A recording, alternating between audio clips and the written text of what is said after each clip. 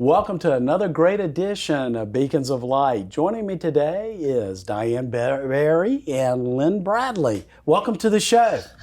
Glad to be here. Thank you.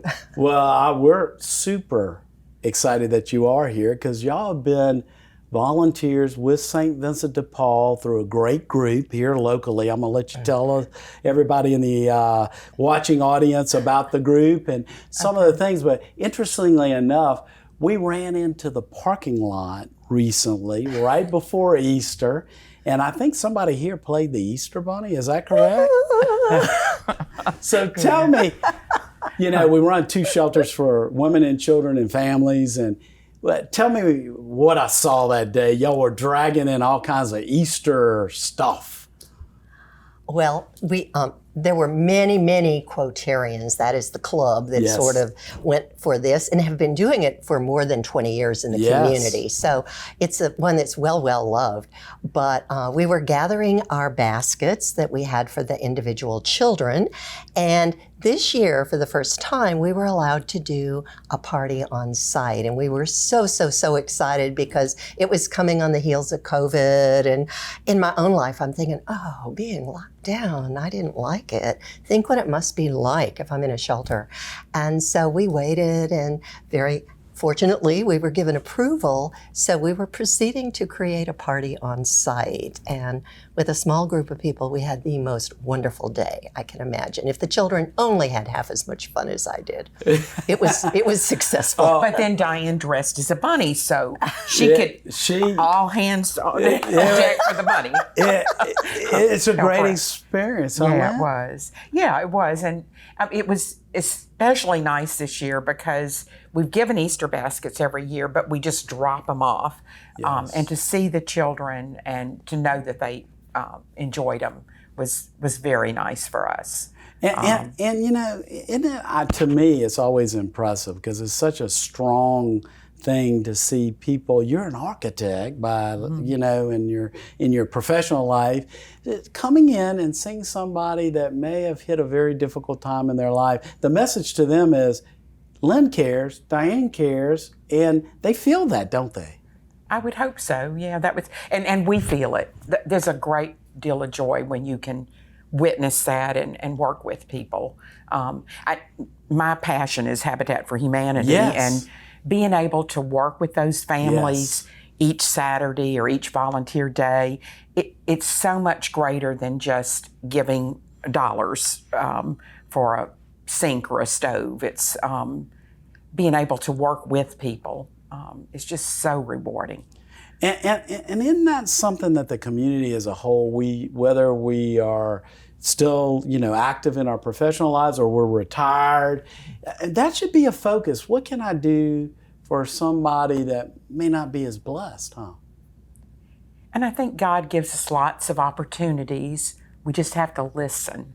Like I mentioned Habitat, that was mine because that's something that I can do. But there's so many ways. Diane spent her life as a minister to the senior community. What a blessing. And there are just so many other ways. People can cook. And the St. Vincent de Paul, I remember years ago when y'all were just a shelter and a kitchen. Then a pharmacist had the idea that they could help with medical needs or pharmacies, and that's been really successful, I think. It's nice when somebody has a great idea and it helps other people to serve. If it wasn't for St. Vincent de Paul organizing for us to come work in the kitchen or bring Easter baskets, we might not do that as an individual. Yeah, and I think what you share, whether it's Habitat for Humanity or senior services at Our Lady of the Lake, and whatever it may be, we're all called to do what we can. And it's amazing to see your involvement in Habitat for Humanity, St. Vincent de Paul, and I know many others. And, I think that's a message the community needs to constantly hear. Because I've heard from volunteers through the years that have come out and they said, kind of like what your message is that I came to do something for somebody else, but like you said, I hope the kids got out of it. I got you got so much more than you. I was flying when I left. I was flying. It was wonderful. And that's a message to get to everyone, right? Right. Yeah. Because if everybody does a little part in our community, especially the Baton Rouge community, which there's so much poverty and there's a lot of need, we can make a difference, both short term, like Easter Basket, long term Habitat for Humanity, long term us at St. Vincent de Paul maybe providing a prescription medicine and saving a life. It's just, it takes us all, doesn't it? It really does. And St. Vincent de Paul, by organizing, has really helped our community do a lot of things. But there's so many opportunities. It is. At a Habitat meeting a while back, there was a girl who talked about the single mom ministry. Oh, wonderful ministry. And I thought it was interesting Yeah. that brought her to do Habitat volunteer work. How interesting. It all works together because it's very rare you find somebody just active in one type of effort. That usually it's a kind of a multi kind of situation where people are committed and they want to make the world a better place. And like you said earlier, you said God's calling, but we're not listening. Right. We got to listen. Yeah. Thank you. Well, before we went on camera, you mentioned Sister Anthony in New Orleans. You work for Catholic Charities in New Orleans. And talk about listen. She would make you listen. I mean, she had the force of making people really get in tune to help the community, didn't she? She did, and she was able to inspire the people that worked there. We would give her everything we had, to make it happen, and believed we could. I think that's a real leader that can make you believe, we can do this. It maybe hasn't been done before. We could do it. Yeah. So, it was very exciting. I bet you when you start a new house at Habitat for Humanity, you're kind of like, wow, how are we going to go from here? Of course, you're an architect, but for me, when I see these houses going up, it's almost like from the ground up. It's a kind of a miracle in the making. Yeah. It's very organized now. Back when we started, it was a little hit or miss. And I do recall, I think I told you the other day, when y'all expanded, you gave us a house that we moved to St. Joseph Street and renovated it for a lady and her daughter, who at the time would join us on the site. They don't do that now, insurance reasons, but that was a real joy to see one ministry helping another. And that's what it's all about. It really is. How we work together to build a better community. And when we come back, we'll talk a little bit about why it's important for everyone to work together in our community to make our community a better place and to provide the most important thing St. Vincent de Paul, Habitat for Humanity, Catholic Charities, all the good community organizations do locally, which is provide hope, especially to people in need.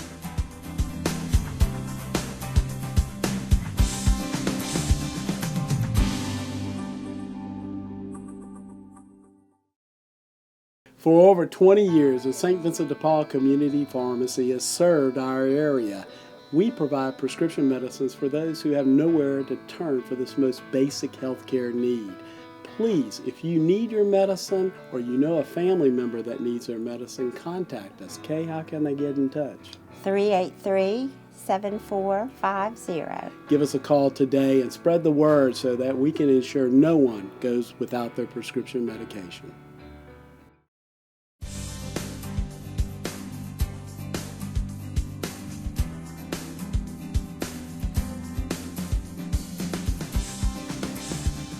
We're going to continue our wonderful show with Diane and Lynn. We're just talking about the community and why unity in the community is so important. And when you were out, Easter Bunny, and Easter baskets and all the stuff, when I see the children, I just see all these priceless kids. And the thing I get to see more than maybe you've seen in all of your years of volunteering at St. Vincent de Paul and dropping things off and things is I've often seen when the mother comes in, I might be walking through the shelter to meet with a social worker or the director of the program, and I see, the mom come in with the kids, and those kids are holding their mama's arms and scared and step by, but that's not what you saw at the Easter basket. They are just so quick. They're resilient. They really. Can you think of something that touched you? They were happy kids. The mothers were there. What I came away with so impressed, not knowing quite what to see, thinking, "Oh my God, what would I do if my life meant that I was living in a shelter?" But they were supportive, they were caring with each other. We sort of altered some of the games to take the rules away and let them just have fun. But they had lines of kids cheering whoever was participating at the moment. They were teaching. One young man was so cute and so savvy. He knew how to do it. And I said, "Oh, can you help the Easter Bunny? This little girl needs help. Let's show her how it's done." So he endlessly had patience, and he'd say, "Oh, you need another chance," and would give her another chance. They were just adorable. This one little girl who just won my heart. She was probably this tall. She had the biggest brown eyes and this cute smile. And she wanted to do the spoon egg race. Yes. And we had set it up so we could go from one end of the room to the other. So after telling them how to do it, she grabbed the spoon and she hung on to that egg, and she's walking down, hanging on to it. And she gets to the other end, the room cheers, and yay, yay, yay. She turns around, she's got her hand there, she heads up to me, and she looks up to me with those big brown eyes saying, "Mr. Easter Bunny, I did it. It was just adorable. And then later I saw when they were opening their packages. Yes. And, and they were pretty discreet, and the moms were so supportive and they were engaged. But this one boy who had kind of sat on the side, he was there, he was enjoying it, but he was probably more reserved. And I saw him, he looked in his bag, and then he leaned over to his mom, and his eyes got, "Mom, I got a ball." You could just see the joy. Yeah. I wish that everybody that had contributed to this could have been there, because it was like, we did it. We did it. Priceless. Yeah, it really was. Moments of joy. We can't take away all the pain, but sometimes hope, I think, is built when you see those exquisite moments of attention, that somebody cares. They're there, and they can make it special. We often say that a lot of the moms that stay with us, they've lost everything but the title mom. And you saw that activity where moms loving kids and kids loving one another. It's uplifting. Keeps them going. It was very warm, very inclusive and supportive. It was not a competitive. It was really special. I guess when you're surviving in difficult climate, whether you're a child or an adult, you need to be together, right? Mm-hmm. I offered to help one of the little boys, and one of the other children came up and said, "Oh, no, I'm going to help him." Oh, okay. Thought that was nice. And what a lesson we can learn as adults. And that's what we talked about earlier, is about giving back and being unified. And you've got a child in a shelter that maybe only owns the clothes that we've provided them, and they're wanting to help Others. Yeah. That's amazing. I love your story, because as an architect, having the egg at the end of that spoon and holding it, that's the way to do it. There's no broken eggs. Structurally sound. Structurally sound as an architect, you've been through our facilities. A lot of people think shelters are kind of like run down places, but it was very nice. Yeah. Yes. We were impressed. Yeah. And it was clean and nice, and they seemed to take care of where they were. And I liked the nice porch outside. That was good. So they could get outside. Yeah, it's and the common dining. So it's for us, every child, every adult that comes through is an opportunity to make a difference in their lives, and that's kind of what y'all saw and what you've seen through the years. Whether you're helping feeding, collecting Christmas toys, that's what it's all about, right? Why is that important to the community relative to somebody sitting at home, might be retired, maybe still in their professional careers? What would your message be to them about, hey, doing a kind of an inventory of how I can give back and make the community better? What would your advice be to them? There's something about working with families that you get to understand their situation and appreciate it.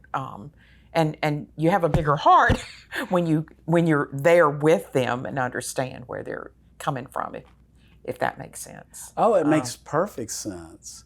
Because when you kind of live what they're going through, kind of like what we were talking about with the Easter egg, it's like if you didn't know those children were in a shelter and they were at a desperate point in their lives, you would never know that, would you? Based on your experience I would have never known, and I had an earlier experience as a teacher in a classroom that was anything but what I saw there. And no disrespect to the classroom or that setting, I was probably woefully unprepared by my age to be able to be effective, but it was very special, and obviously a culture had been created that was very positive about caring and coming together. And I think in today's world, there can't be a more important message that we have, not only for our city, our state, and our country, is coming together, being together, seeing how we can make the world a better place. I think that, whether it's St. Vincent de Paul behind us here in the 1600s or 2000s, 22 plus, we're all here to make the world a better place, don't you think? Oh, definitely. And it makes us better people when we reach out to help others. It really it builds our heart. Yes. Our God heart. Yes, it does. And I often know, growing up, one of my favorite cartoons at Christmas time was The Grinch That Stole Christmas. And it was because of the ending. How his heart just grew and grew and grew. Not to say either one of y'all are Grinches, but no matter, because y'all started off with huge hearts, but sure, no matter how big your heart is, it can grow. Absolutely. And I know for the last 30 years, my heart continues to grow. And anytime you see a situation, you don't judge. And when we come back, we're going to talk about the importance of not judging, but instead of evaluating how you can help someone in need when we come back in Beacons of Light.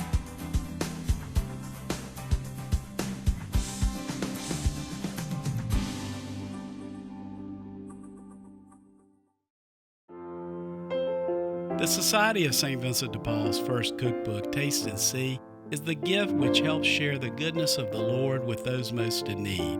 Featuring recipes from Chef John Foles, each chapter begins with a short story about one of our special work programs. To order your copy of Taste and See, please call the Society or visit our website. Help multiply blessings for the neediest in our community. My Bicycle Journey, a book that tells a story. It educates, it promotes, and it also provides some leadership. Take the time to purchase this book, and St. Vincent de Paul benefits from all of the proceeds of this book. Please, if you would, give St. Vincent de Paul a call and let me know what you think of My Bicycle Journey.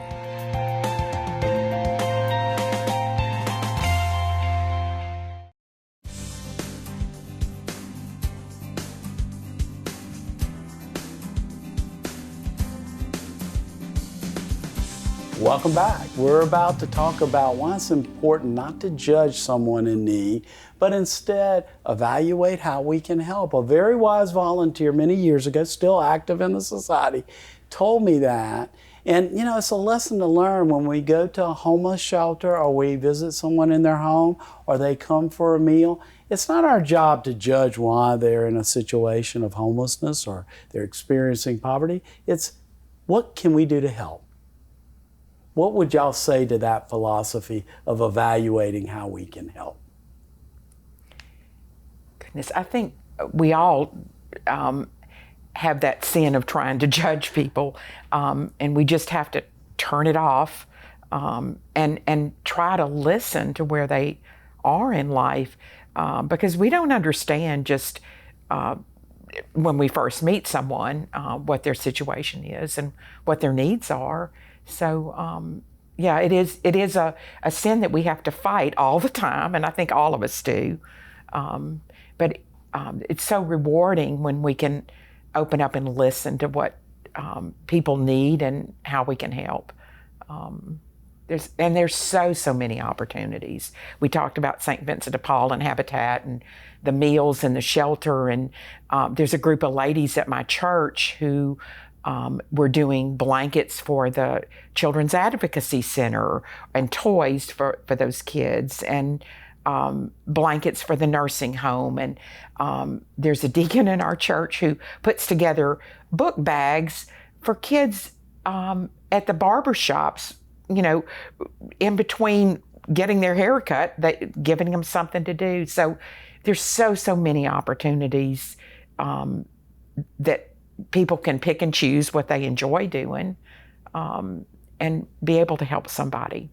And that's an important call, isn't it, Diane, to help somebody? I think so. And in my own work life, in adult day health care for elderly services, we were often doing home assessments, and there was always that evaluation, but you had the very best, and I worked with some incredible folks that were so skilled, but judgment was not part of it. You could get to what they needed. Yes. And really identify, and often it was doable. Yes. If you knew what it was, but you had to take judgment out. So, yeah.